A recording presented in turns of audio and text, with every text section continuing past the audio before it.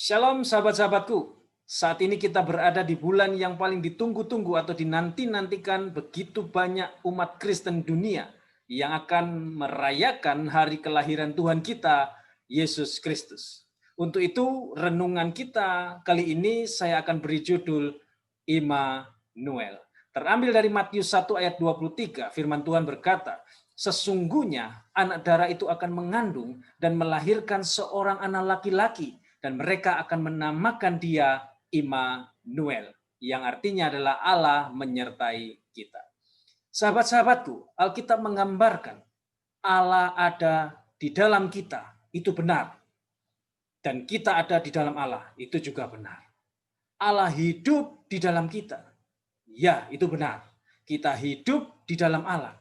Yes, itu juga benar. Lalu apa itu artinya? Itu artinya antara Allah dengan kita itu memiliki satu relasi yang begitu dalam, yang begitu intim. Dan inilah Allah yang imanen.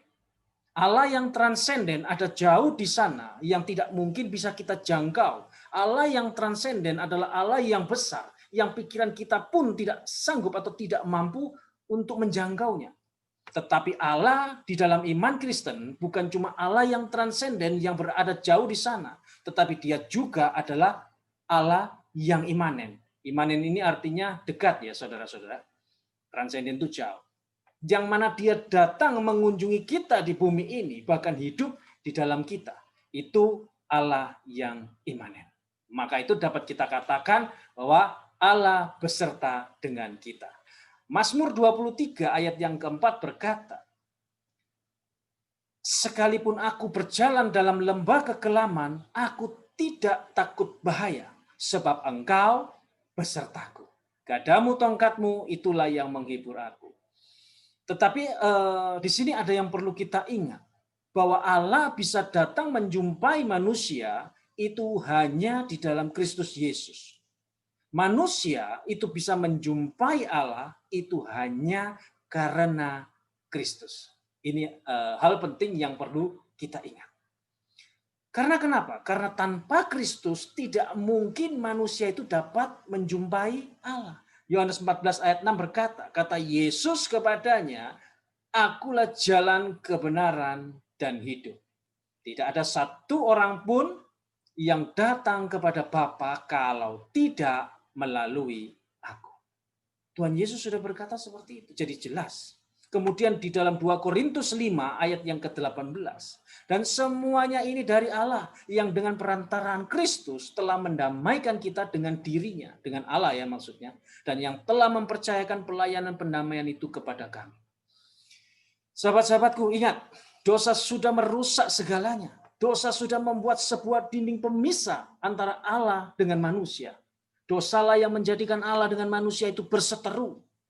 Tetapi Allah melalui Kristus Yesus menghancurkan dinding pemisah itu. Efesus 2 ayat 13 sampai 14 berkata, "Tetapi sekarang di dalam Kristus Yesus kamu yang dahulu jauh sudah menjadi dekat oleh darah Kristus. Karena dialah damai sejahtera kita yang telah mempersatukan kedua pihak, yang telah merubuhkan tembok pemisah, yaitu perseteruan." Jadi jelas sahabat-sahabatku, Allah hanya menemui manusia yang ada di dalam Kristus. Dan manusia hanya bisa menemui Allah itu di dalam Kristus. Di luar Kristus orang tidak mungkin bisa bertemu dengan Allah.